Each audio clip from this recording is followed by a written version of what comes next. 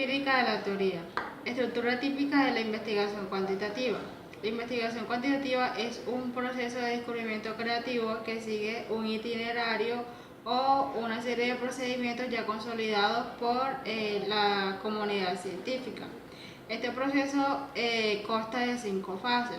La primera fase es la teoría. La teoría en sí es el paso entre el problema y la hipótesis, que se traduce mediante la deducción. Esta deducción se basa por medio de la elaboración de una serie de síntomas basados en síntomas del problema. La hipótesis en sí representa pues una formulación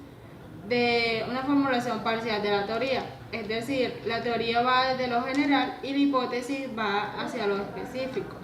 La segunda fase es sobre la hipótesis, que esa se radica más que todo en la producción de una suposición posible a la respuesta del problema. La tercera fase es la recopilación de datos. La recopilación de datos se da por medio de un proceso llamado operacionalización, que a su vez se divide en 3 partes. La primera parte es la operacionalización de los conceptos, transformación de los conceptos en variables. La segunda parte es la elección de instrumentos, que en sí, los instrumentos son el procedimiento para medir los conceptos.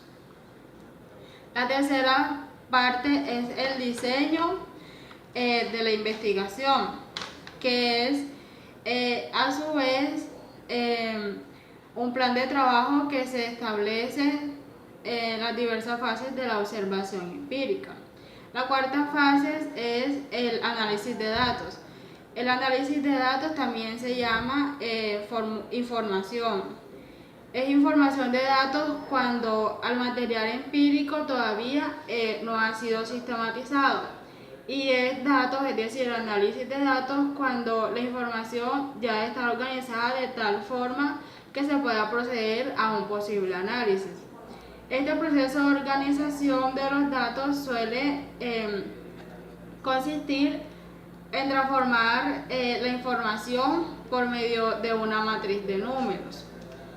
La quinta fase consiste en la presentación de los resultados como tal.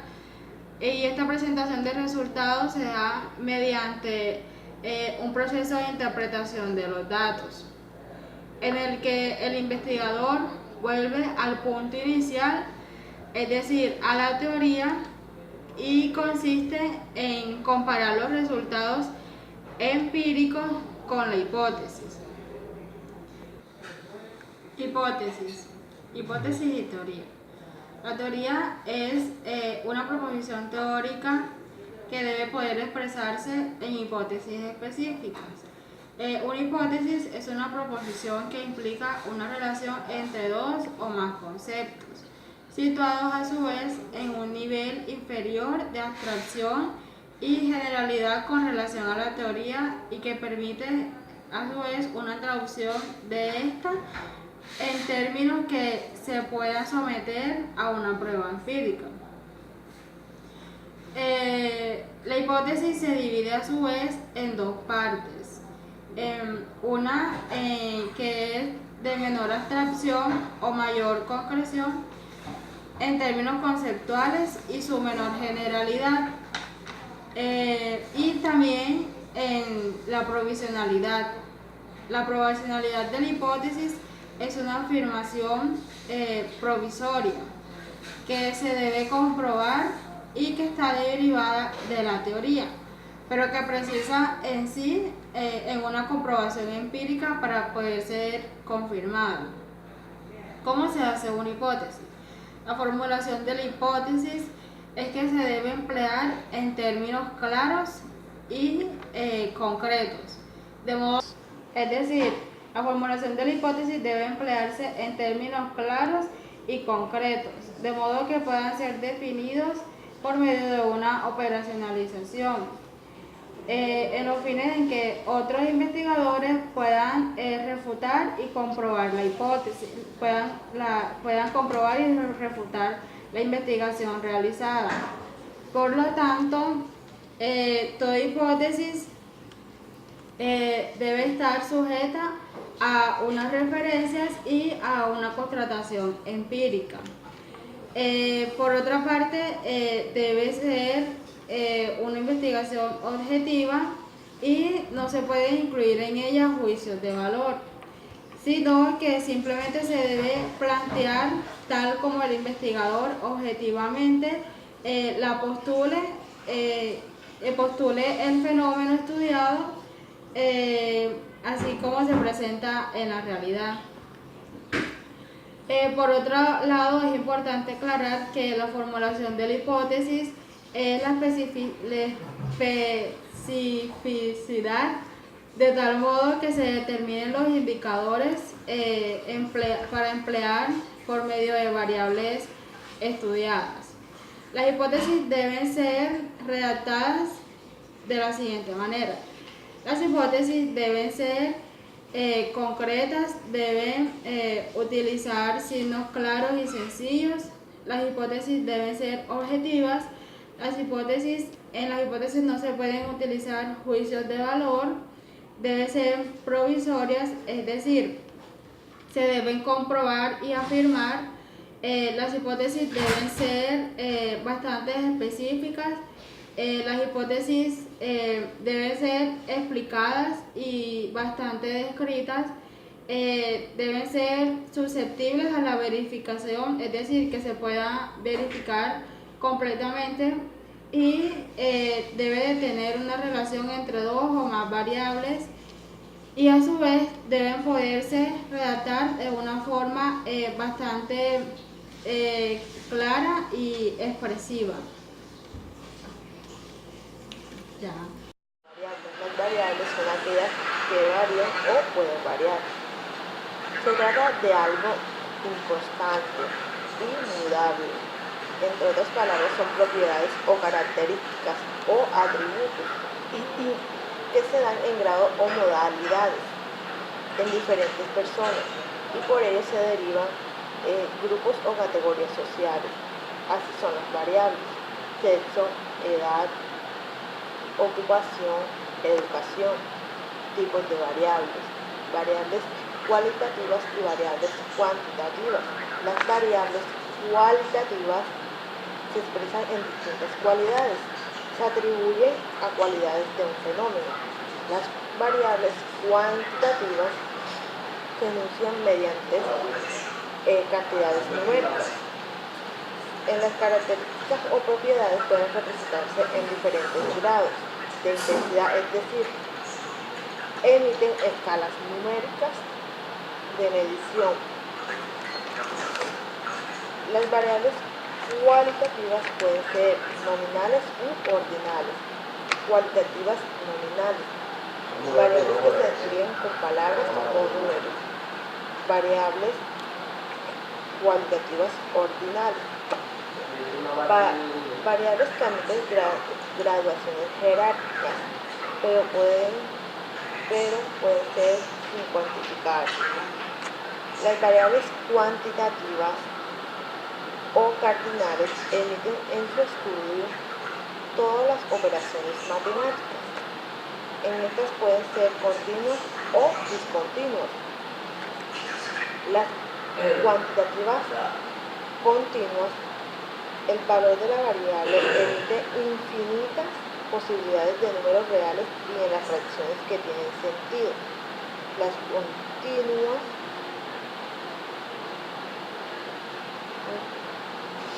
Las cuantitativas discretas: el valor de la variable entre dos o más valores no emite infinitas posibilidades, ya que las fracciones no tienen sentido. Ahora hablemos de indicadores e índices. ¿Qué es un indicador social?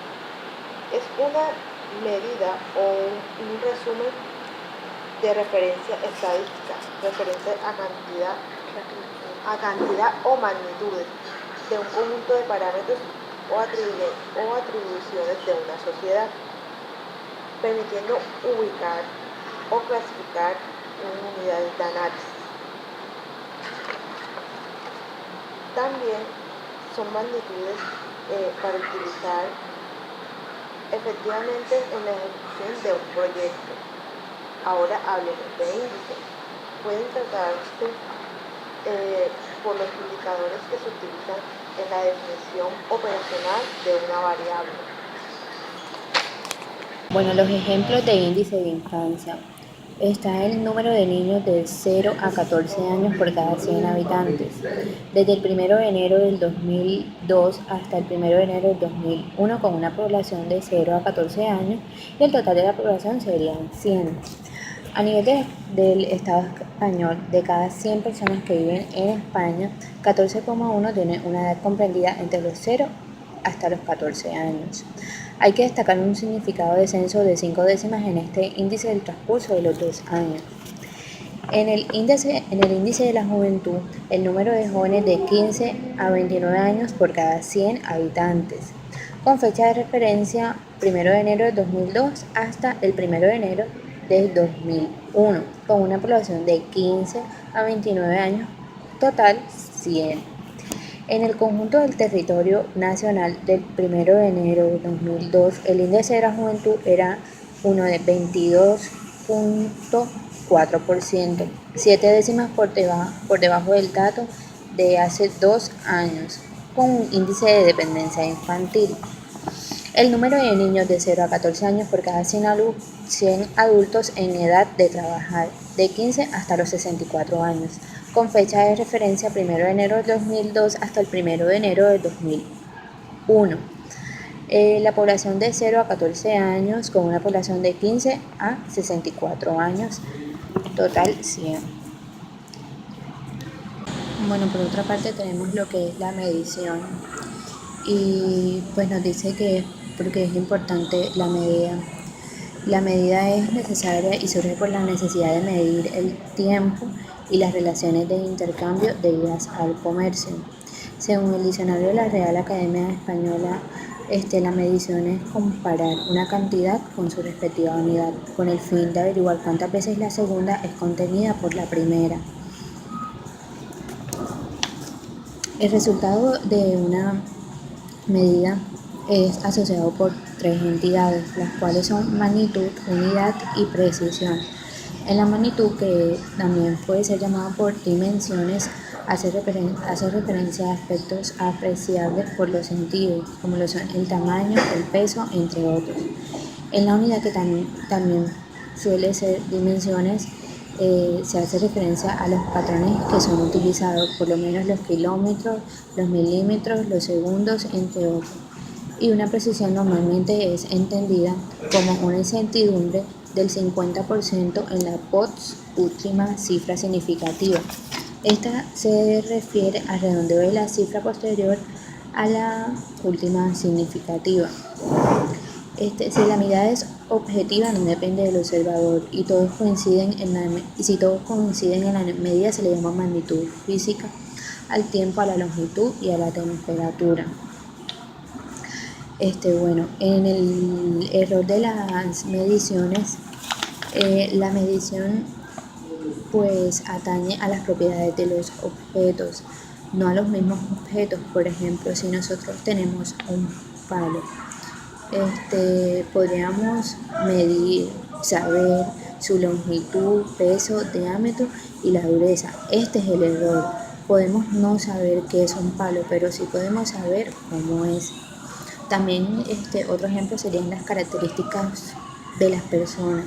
Las podemos medir, pensar, contar y clasificar según sus diferentes atributos, pero no podemos medir a la persona. Por otro lado, las características de los indicadores cuantitativos que sí podamos medir, como el peso o los ingresos, se nos presenta un problema, ya que toda medida no es exacta. Y esta pequeña diferencia la llamamos error. Bueno, por otra parte tenemos la fiabilidad, que se considera como la consistencia o estabilidad de las medidas en cuanto al proceso de medición. Por ejemplo, si las lecturas de una canasta de cesta de manzanas varían mucho en sucesivas mediciones efectuadas en las mismas condiciones, se podría considerar que las medidas son inestables, inconscientes y poco fiables. La carencia de precisión podría tener consecuencias indeseables en el coste de este producto en una ocasión determinada. De esta concepción se sigue la variabilidad de las puntuaciones obtenidas en repeticiones de la medición. Puede tenerse un indicador de la fiabilidad, consistencia o precisión de las medidas. Si la variabilidad de las medidas del objeto es grande, se considera que los valores son imprecisos y en consecuencia poco fiables. De manera semejante, si una persona que va a realizar un test repetidamente en las mismas condiciones de la variabilidad de las puntuaciones, podría obtenerse un indicador de su grado de fiabilidad.